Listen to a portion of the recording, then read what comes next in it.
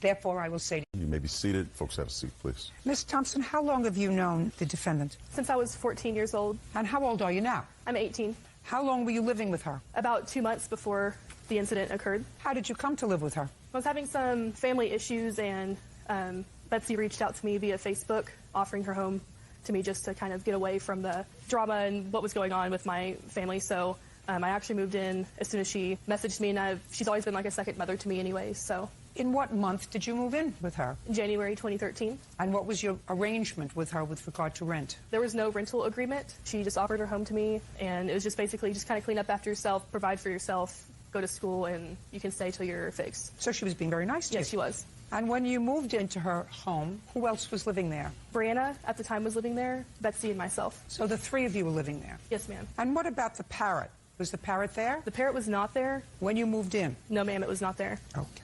Case is about a parrot that belongs to the defendant who attacked and bit you. You want to be compensated for your medical bills and pain and suffering.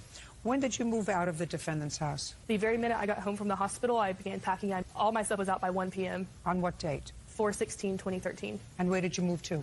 I moved into my grandparents' house. The parrot. It had to have been in 2006. Well, where was the parrot when Miss Thompson moved in? It was at the house. She says it wasn't there. It was not at the house. Betsy, a year prior, had to go to the hospital for about a week or so. Don't know what the reason was for, but she gave the parrot to somebody to bird sit for her. And when she came back after the week from the hospital, when she came to get the bird attacked her and did not like her, and it loved the babysitter that it stayed with. So they made an agreement that the bird was going to stay with her.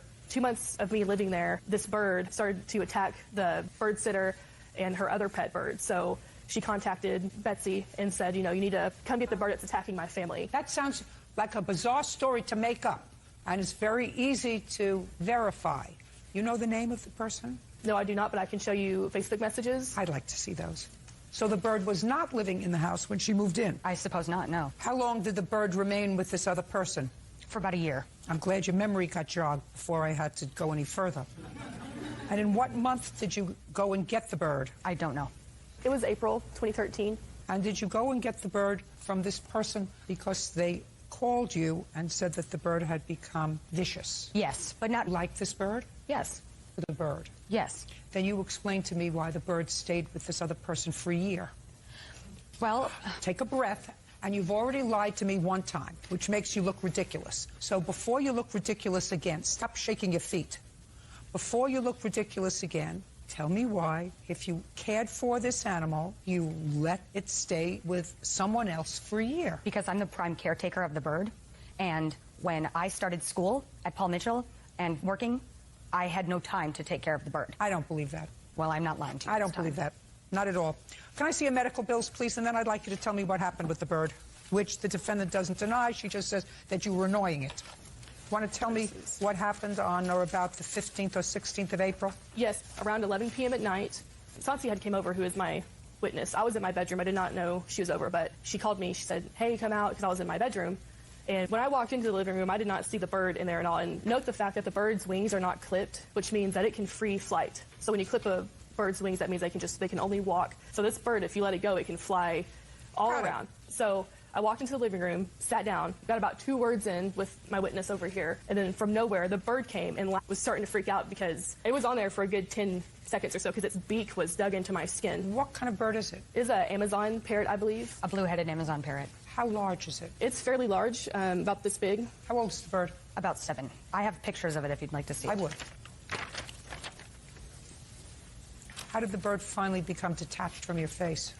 I pulled it off my face. It was latched onto my face, and I literally had to pull it off. At that minute, I just kind of threw it down to the ground. I was freaking out, and so was everybody else, Betsy and Sansi, who was there. So I began to put my hands over my face to protect it if it flew back at me. At that point, it started to bite on my hands and latched onto my hands. So I started flailing and trying to get the bird off of me because, I mean, it's digging into my skin. And at that point, I realized the bird's going to keep flying back at me as many times as I throw it away. So I took off in a run with my hands on, and it was still following me. I finally got the bird off, and I turned to Betsy and I said, I'm going to the hospital now, because I looked down at my hands and I saw blood, and then I also could feel blood dripping from my face. Did they take any photographs in the hospital? No, they were not allowed to, but No, I did have... Not allowed. Don't tell me they weren't allowed to. Did anybody take any Yes, ma'am. photographs of your injuries? I like to see them.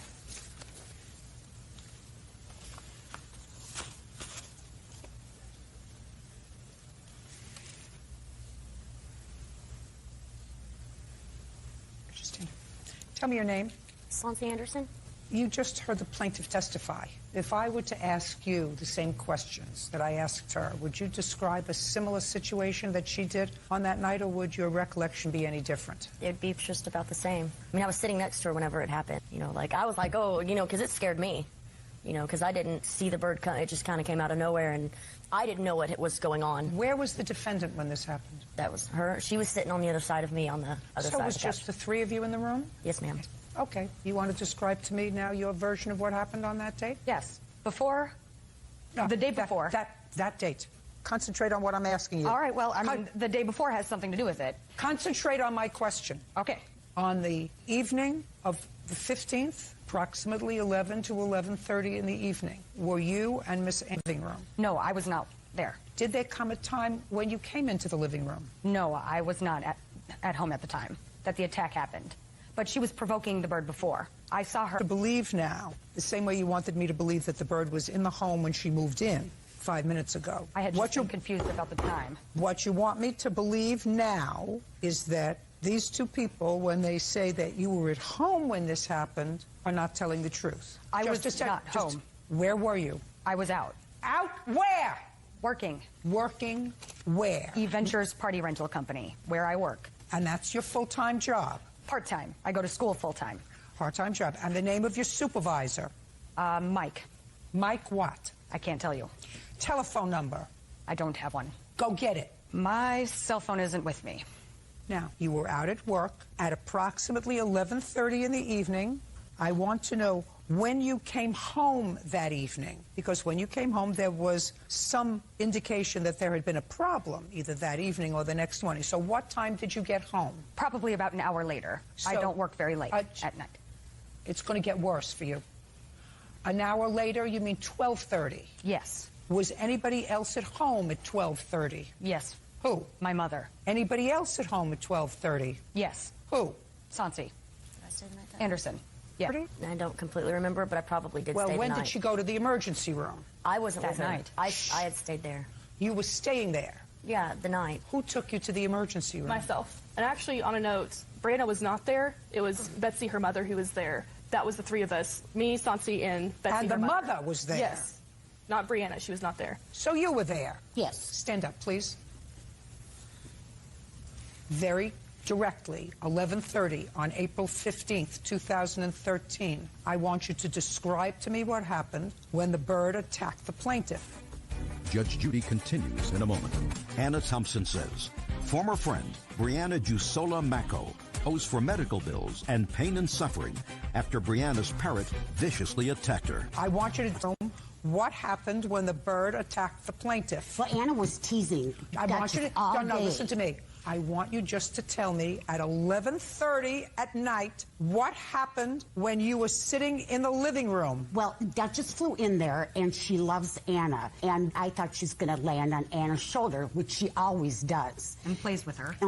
And anyway, she flew in, and she flew right towards Anna, and she just shooed her off. So we just thought that was the end of it, you know, because Duchess is a good bird. So when you say she bit her on the face, she shoot her away. Right, she shoot her away. And then what happened? Well, then Duchess flew back at her and, you know, just bit her hand a little bit. Judgment for the plaintiff in the amount of $1,700. No, Your Honor, I we're get rid